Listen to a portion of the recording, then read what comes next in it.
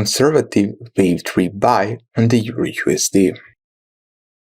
This is a chart of the EURUSD 1 hour time frame, where we can see that I label this move over here as some sort of the ABC.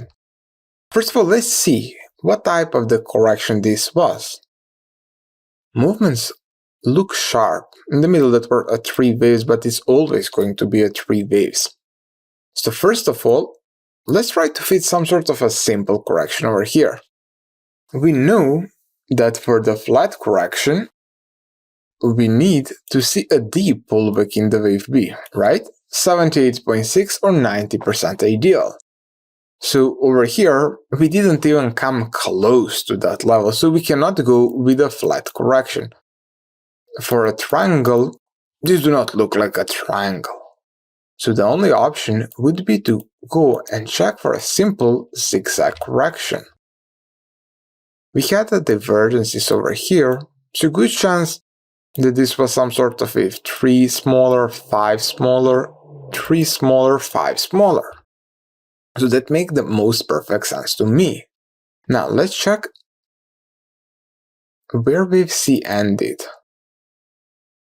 Wave C almost tested the equinox between the waves A and the wave C, and after that we've seen a 5-wave move up. Now let's check that 5-wave move up. 1, 2, 3, 4, 5.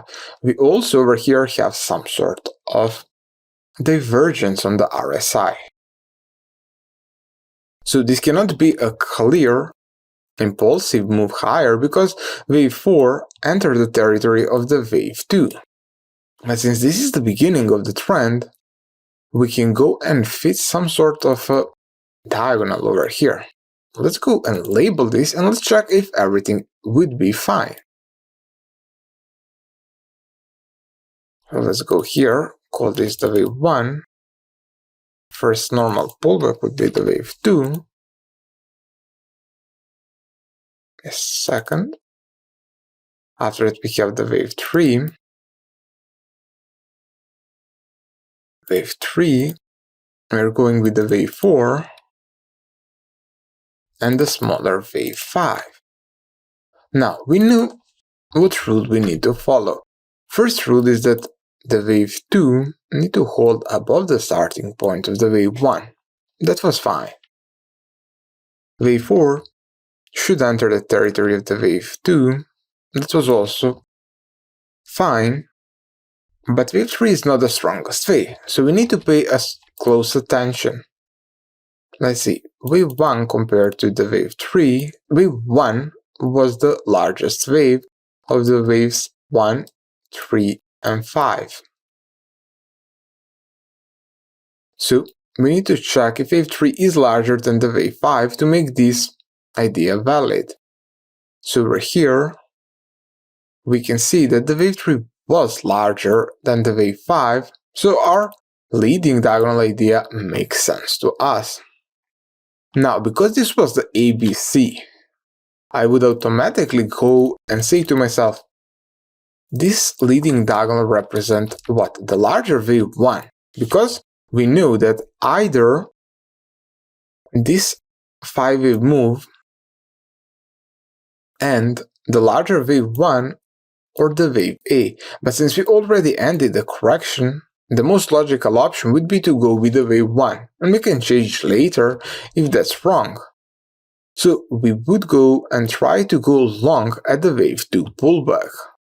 We just remove this Fibonacci expansion for a second, because we don't need it anymore. We are drawing Fibonacci retracement from start to end of the wave 1.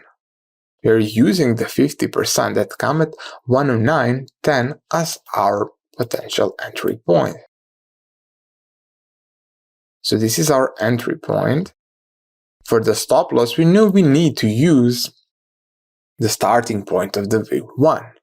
In this case, 108.90. So let's make it a different color.